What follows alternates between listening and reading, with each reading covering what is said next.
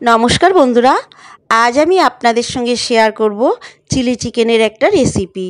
খুব সহজ ঘরোয়া পদ্ধতিতে কিভাবে রেস্টুরেন্টের স্বাদে চিলি চিকেন বানিয়ে নেওয়া যায় সেই রেসিপিটাই আপনাদের সঙ্গে শেয়ার করব। পুরো ভিডিওটা দেখার অনুরোধ রইল। যদি ভিডিওটা ভালো লাগে তো অবশ্যই একটা লাইক করবেন, আর আমার চ্যানেলটিকে সাবস্ক্রাইব করে আমার পাশে থাকার অনুরোধ রইল। তাহলে চলুন রেসিপিটি শুরু করি। চিলি চিকেন বানাবার জন্য আমি এখানে কিছুটা পরিমাণে বোনলেস চিকেনের টুকরো পরিষ্কার করে ধুয়ে একটা বোলে নিয়ে নিয়েছি। এবার তাতে অল্প একটু নুন দিয়ে দিলাম আর 1 চামচের মতো ভিনিগার দিয়ে দিলাম। এই নুন আর ভিনিগারটা দিয়ে ম্যারিনেট করে নেব, নিয়ে 5 মিনিট মতো একটু রেখে দেব। নুন আর ভিনিগারটা দিয়ে 5 মিনিট রাখার পর এবারে আমি এখানে কিছু মশলা দিয়ে দেব। 1 চামচ আদা রসুনের বাটা দিয়ে দিলাম, আদা রসুনের পেস্ট, অল্প একটু গোলমরিচের গুঁড়ো দিয়ে দিলাম, আর 1 চামচ মতো রেড চিলি পাউডার দিয়ে দিলাম, আর একটা ডিম ফাটিয়ে দিয়ে দিলাম, আর দিয়ে দেব এখানে কর্নফ্লাওয়ার 1 চামচ দিলাম, আর 1 চামচ দিয়ে দেব। দিয়ে আমি এখানে মোট 3 চামচ কর্নফ্লাওয়ার দিয়ে দিয়েছি। কর্নফ্লাওয়ার এগুলো সমস্ত কিছু দিয়ে আমি এই চিকেনের টুকরোগুলোকে ভালোভাবে ম্যারিনেট করে নেব। খুব ভালোভাবে ম্যারিনেট করা হয়ে গেছে। এবার এটাকে আধ ঘন্টার জন্য একটু রেস্টে রেখে দেব। আধ ঘন্টা পর আমি আপনাদেরকে দেখাচ্ছি। আধ ঘন্টা পর আমি প্যানে তেল গরম করতে বসিয়ে দিয়েছি। তেলটাকে খুব ভালোভাবে গরম করে নিতে হবে। আমি এখানে সাদা তেল দিয়েছি, রিফাইন্ড অয়েল। এবারে চিকেনের টুকরোগুলো আমি ভেজে নেব, চিকেনের পকোড়া তৈরি করে নেব। প্রথমে হাই হিটে রেখে তেলটাকে গরম করে নিয়েছি, তারপরে একদম আঁচটাকে কমিয়ে দিয়েছি, দিয়ে চিকেনের টুকরোগুলো কম আঁচে ভেজে নেব। কম আঁচে ভেজে নিলে ভেতরটাও পুরোপুরি সেদ্ধ হয়ে যাবে। এবারে এক পিঠ হয়ে গেলে আর এক পিঠ উল্টিয়ে দিচ্ছি আমি চিকেনের টুকরোগুলোকে।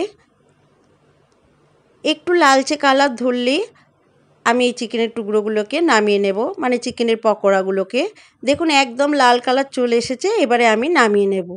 নামিয়ে নিয়ে আর এক ব্যাচ জন্য চিকেনের পকোড়াগুলো ভেজে নেব। আর এক ব্যাচও দিয়ে দিয়েছি, দিয়ে 2 ব্যাচে আমি সমস্ত চিকেনের টুকরোগুলো ভেজে নিচ্ছি। এইভাবে কম আঁচে রেখে ভেজে নিতে হবে চিকেনের পকোড়াগুলো। সমস্ত চিকেনের পকোড়াগুলো আমার ভাজা হয়ে গেছে। এবারে চলে যাব মূল রান্নায়। আমি ওই তেল থেকে আর তেল একটু ঢেলে নিয়েছি, মানে তেলটা একটু কমিয়ে নিয়েছি। নিয়ে এখানে আদা কুচি আর রসুন কুচিটা প্রথমে ভেজে নেব। আদা কুচি আর রসুন কুচিটা খুব বেশি ভাজার দরকার নেই, অল্প একটু ভেজে নিতে হবে।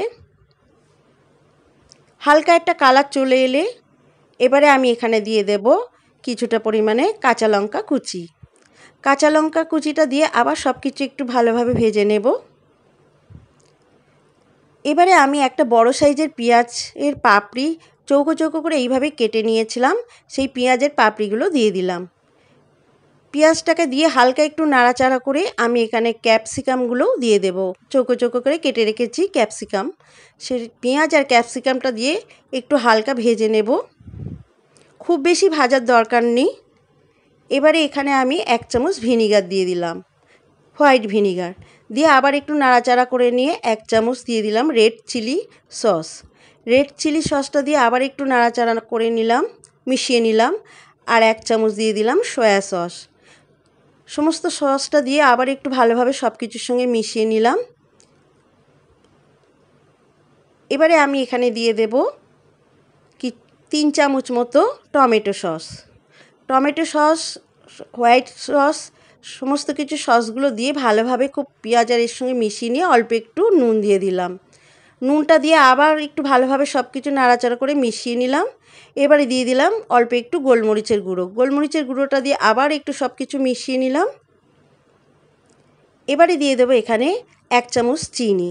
চিনিটা দিয়ে আবার একটু নাড়াচাড়া করে সব কিছুর সঙ্গে মিশিয়ে নিলাম। এই সময় আঁচটাকে কিন্তু আমি একদম কমিয়ে রেখেছি, কম আঁচে রেখে এই সসগুলো মেশাতে হবে। সমস্ত কিছু দেখুন ভালোভাবে মেশানো হয়ে গেছে। এবারে এখানে আমি 1 কাপ মতো জল দিয়ে দেব। আমি এই চিলি চিকেনটা একটু গ্রেভি করব, সেই জন্য জলটা একটু পরিমাণে বেশি দিয়েছি। আপনারা যে যেমন গ্রেভি করবেন সেরকম জল দেবেন। এবারে একটা বাটিতে আমি অল্প একটু জল নিয়ে তাতে 1 চামচ কর্নফ্লাওয়ার একটু গুলে রেখে দিলাম। এটা আমার রান্নার পরে কাজে লাগবে।